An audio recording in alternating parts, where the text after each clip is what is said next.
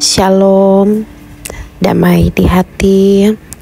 Selamat pagi Bapak Ibu jemaat yang dikasihi dan diberkati Tuhan. Puji dan syukur kita panjatkan kepada Tuhan, Sang Pemilik kehidupan kita. Ketika sampai hari ini, kita semua masih dianugerahkan kehidupan. Dan sebelum kita mengawali aktivitas kita di sepanjang hari ini, marilah kita datang kepada Tuhan. Kita belajar untuk semakin mengerti dan memahami kehendak Tuhan dalam kehidupan kita lewat pemberitaan firman Tuhan di pagi hari ini. Namun sebelum kita membaca dan merenungkan firman, marilah kita satu dalam doa, kita berdoa. Kami bersyukur kepadamu ya Tuhan, ya Allah kami, pemilik kehidupan kami.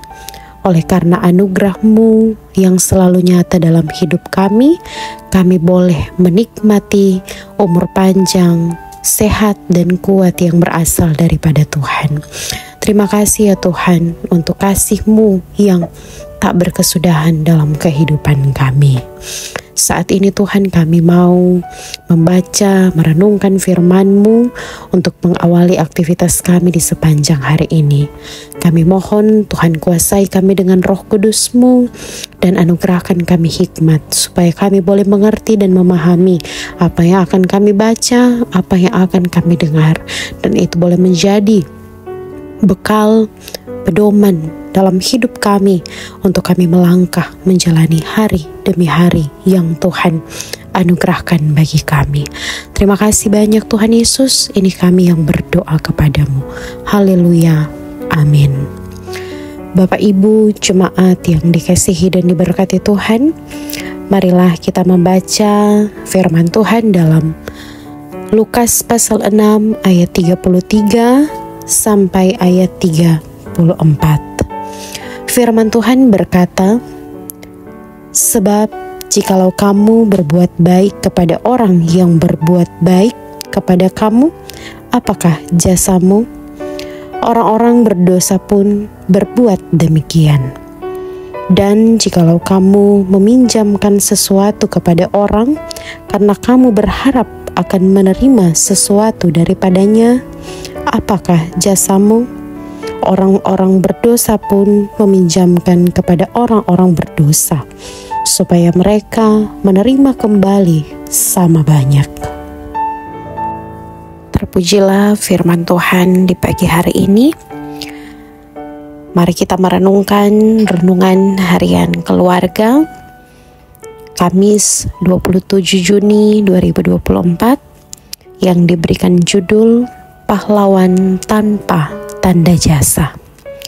Keluarga Kristen yang dikasihi dan diberkati Tuhan Yesus, semua pengikut Yesus Kristus adalah bersaudara dan dianjurkan untuk saling tolong-menolong.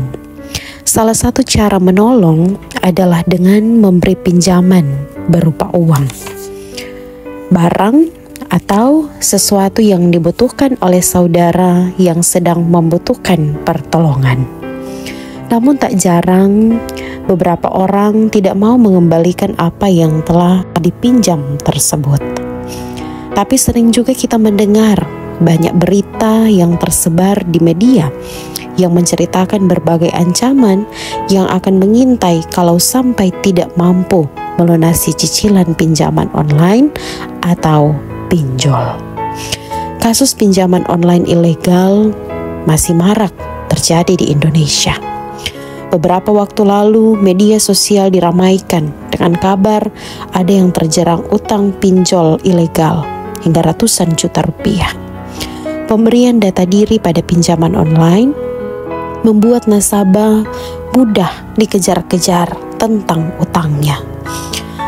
Debt collector atau penagih hutang menebar ancaman mulai dari masuk pengadilan, ke penjara, sampai siap dipecat dari pekerjaan.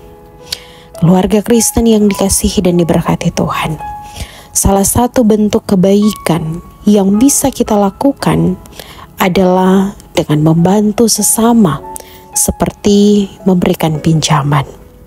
Karena orang yang meminjam biasanya dalam keadaan butuh, sehingga pinjaman yang kita berikan lebih tepat guna.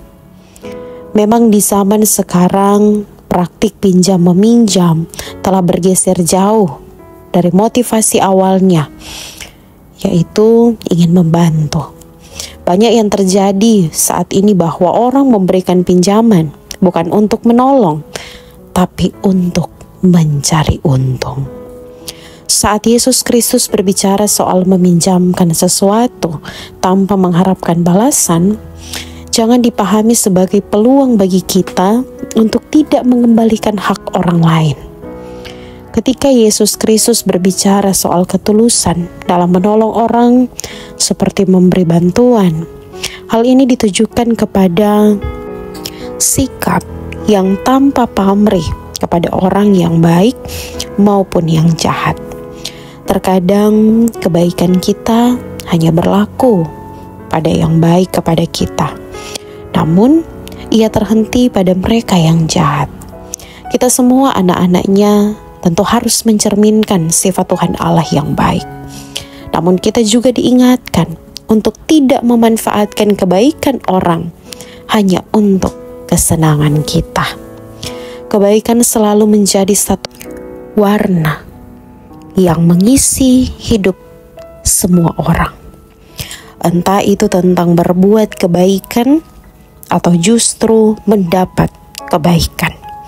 Keduanya merupakan bagian tak terpisahkan yang diberikan Tuhan Allah untuk dirasakan semua manusia. Amin.